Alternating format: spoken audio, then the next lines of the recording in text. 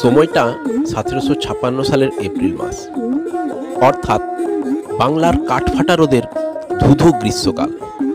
সদ্য বাংলার নবাব হিসেবে সিরাজদৌল্লা অভিষিক্ত হয়েছেন। প্রথম থেকেই সিরাজ ছিলেন ব্রিটিশ ইস্ট ইন্ডিয়া কোম্পানির বিরোধী। ফলত ইংরেজদের বাড়তে থাকা সামরিক, রাজনৈতিক এবং অর্থনৈতিক প্রভাব দেখে অত্যন্ত তিতিবিরক্ত। সুতরাং কোম্পানির প্রতিনিধি হিসেবে ওয়ারেন হেস্টিংস সহ বেশ কিছু সাহেব ব্যবসায়ীকে মুর্শিদাবাদে বন্দি করলেন। কিন্তু কিছুদিন নবাবের মধ্যস্থতাকারী হিসেবে কাজ করা এক পূর্ব পরিচিত বাঙালি ব্যবসায়ী কৃষ্ণকান্ত নন্দীর সাহায্যে হেস্টিংস সাহেব মুর্শিদাবাদ থেকে পালিয়ে কৃষ্ণকান্ত মহাশয়ের বাড়িতেই আশ্রয় নেন। কান্তবাবু নামে পরিচিত কৃষ্ণকান্তের বাড়িতে সাহেবকে খেতে দেওয়ার মতো কিছুই ছিল না। এদিকে সময়টা বাংলার মারাত্মক গরমের সময়। ক্ষুধার্ত ক্লান্ত হেস্টিংস সাহেবকে সেদিন কলাপাতায় পান্তা ভাত, চিংড়ি ভাজা এবং কাঁচা পেঁয়াজ সহ পরিবেশন করা হয়, যা খেয়ে সাহেব কোনো রকমে নিজের প্রাণ রক্ষা করেন। এই ঘটনা নিয়ে পরবর্তীকালে একটি মজার ছড়াও রচিত হয়। নবাবের ভয়ে কান্ত নিজের ভবনে, সাহেবকে রেখে দেয় পরম গোপনে। সিরাজের লোকে তারে করিল সন্ধান, দেখিতে না পেয়ে শেষে করিল প্রস্থান। মুশকিলে পড়ে কান্ত করে হায় হায়, হেস্টিংসকে কি খেতে দিয়ে প্রাণ রাখা যায়। ঘরে ছিল পান্তা ভাত আর চিংড়ি মাছ, কাঁচা লঙ্কা, বড়ি পোড়া, কাছে কলা গাছ। কাটিয়া আনিল শীঘ্র কান্ত কলা পাত, বিরাজ করিল তাতে পচা পান্তা ভাত। পেটের জ্বালায় হায় হেস্টিংস তখন, চব্য চুস্য লেজ্জ পেয় করেন ভোজন। সূর্যোদয় হলো আজ পশ্চিম গগনে, হেস্টিংস ডিনার খান কান্তের ভবনে। এই হলো পান্তার ঐতিহাসিক মাহাত্ম্য। বলাই বাহুল্য, লর্ড ওয়ারেন হেস্টিংস পরবর্তীকালে বাংলার প্রথম গভর্নর জেনারেল হিসেবেও নিযুক্ত হন। সুতরাং আমাদের গর্ব করা সাজে এ কারণেই যে আমাদের প্রিয় পান্তা ভাত কিন্তু বাংলার গভর্নরের প্রাণ রক্ষাও কিন্তু করেছেন। তবে বাঙালি ঠিক কত বছর আগে পান্তা ভাত খাওয়া শুরু করেছে তার সঠিক সময় জানা না গেলেও চণ্ডীমঙ্গলে কবি মুকুন্দরাম চক্রবর্তী বেদ কালকেতুর ভোজন সম্পর্কে যা লিখেছেন তা অনেকটা এইরকম। মোচড়িয়া গোপ দুটি বাঁধিলেন ঘাড়ে, এক শ্বাসে 7 হাঁড়ি আমানি উজাড়ে। 4 হাঁড়ি মহাবীর খাই খুদ যাও, 6 হাঁড়ি মুসুরি সুপ মিশা তথি লাও। এখানে আমানি হলো পান্তা ভাতের জল। চৈত্র সংক্রান্তির শেষ বেলায় কৃষক বধূ হাঁড়িতে অপরিপক্ক চাল ছড়িয়ে কচি আম পাতার ডাল বসিয়ে দিতেন। নববর্ষের দিনে সূর্যোদয়ের আগে ঘর ঝাড়ু দিয়ে আম পাতা সহ সেই জল বা পানি উঠোন ও ঘরে ছড়িয়ে দেওয়া হতো। সেই ভেজানো ভাত পরিবারের সবাইকে খেতে দেওয়া হতো। তবে পান্তা ভাতের গল্পে ছাপোষা আটপৌরে বাঙালির অনেক মায়া মমতার ছাপ আছে।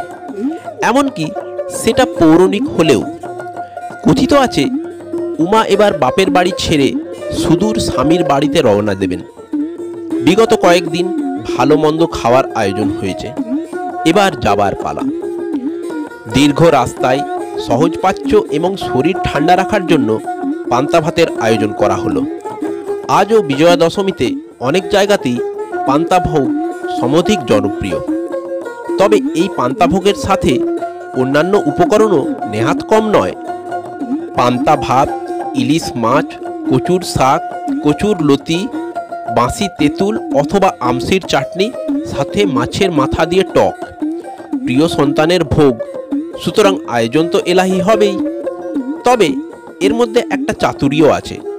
বলা হয় মহাদেব যদি উমাকে জিজ্ঞাসা করেন কি খেয়ে এলে, তাহলে উমা যাতে স্বামীর রাগ না হয় তাই যাতে বলতে পারেন ওই তো পান্তা ভাত আর কচুর লতি। তবে পান্তা ভাত বললে শুধু যদি গরিব গরিব বা বড় জোর মধ্যবিত্ত বাঙালির গন্ধই পেয়ে থাকেন তাহলে কিন্তু মস্ত বড় ভুল করবেন। এই প্রসঙ্গে বিখ্যাত এবং অভিজাত জোড়াসাঁকোর ঠাকুর বাড়ির একটি বর্ণনা না দিলেই নয়। যখন রবি ঠাকুর তার জীবন স্মৃতিতে বলছেন, স্কুল থেকে ফিরে এলেই রবির জন্য থাকে নতুন বৌঠানের আপন হাতের প্রসাদ। আর যেদিন চিংড়ি মাছের চচ্চড়ির সঙ্গে নতুন বৌঠান নিজে মেখে দেয় পান্তা ভাত অল্প একটু লঙ্কার আভাস দিয়ে, সেদিন তো আর কথাই থাকে না। সুতরাং ঠাকুর বাড়ির হেঁসেলে যিনি এভাবে বিরাজমান, তার কৌলিন্য নিয়ে প্রশ্ন অবান্তর। শোনা যায় কোনো এক শৌখিন রসিক প্রবর এর নামকরণ করেছিলেন aqua rice with green chilli and onion, অর্থাৎ পেঁয়াজ কাঁচা লঙ্কা সহ পান্তা বা ভিজে ভাত। প্রসঙ্গত এক নামী রেস্টুরেন্টের অত্যন্ত ভোজনরসিক কর্ণধার যেভাবে পান্তা ভাতকে উপস্থাপন করেছেন, তাতে পান্তার অ্যারিস্টোক্রেসি এবং লোভনীয়তা অনেক গুণ বেড়ে গেছে। উনি বলছেন, রাতের রত্না চালের ভাতে জল ঢেলে স্বাভাবিক তাপমাত্রায় রেখে সকালে ফ্রিজে রাখছেন, যাতে আমানীয় হয় অথচ ভাত পচেও যায় না। এরপর মধ্যাহ্নভোজে প্লেটে আমানি সহ পান্তার উপর কয়েক ফোঁটা কাঁচা সর্ষের তেল ছড়িয়ে কাঁচা লঙ্কা, ছাঁচি পেঁয়াজ, গন্ধরাজ লেবু, সন্দক লবণ সহ পরিবেশন করা হয়। সঙ্গে চাখনা হিসেবে থাকছে মুচমুচে মৌরলা মাছ, কাতলা মাছ ভাজা, আলুর চপ, ঝাল ঝাল ছাতু মাখা, সঙ্গে ডিশে ঝাল চানাচুর। দাম 150 টাকা। তবে রেস্তোরাঁর ক্রেতাও রসিক মানুষ। তার বক্তব্য, বাতানুকূল রেস্তোরাঁর নরম আলোয় এমন পান্তা ভাত যেন অমৃত সম।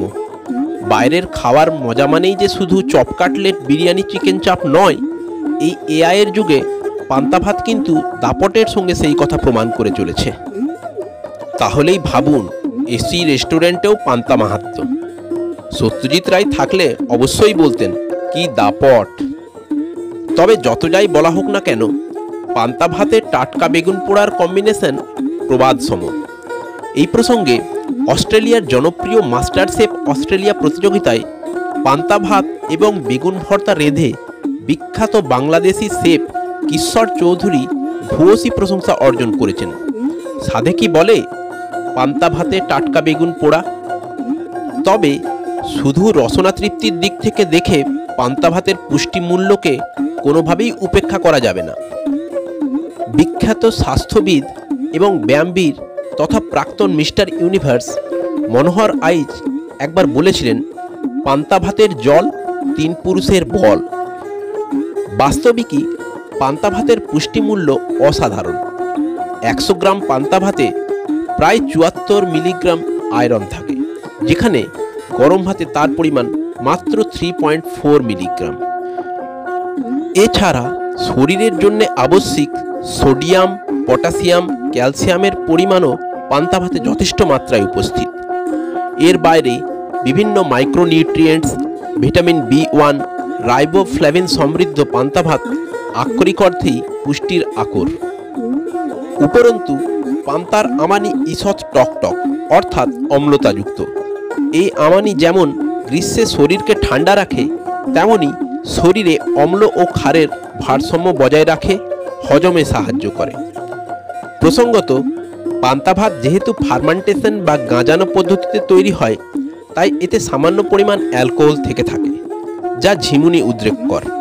তবে পরিশ্রমী মানুষের ক্ষেত্রে যা অত্যন্ত বলবর্ধক স্বরূপ। তবে পান্তা ভাতের উপকারিতা যতই থাক, ভাত যদি অতিরিক্ত সময় ধরে গাঁজানো বা রেখে দেওয়া হয়, তবে সেক্ষেত্রে তা শরীরের পক্ষে ক্ষতিকর বা টক্সিকেটেড হতে পারে। এক্ষেত্রে ডায়রিয়া, পেট খারাপ ইত্যাদি ইত্যাদি হজমের সমস্যা হতে পারে।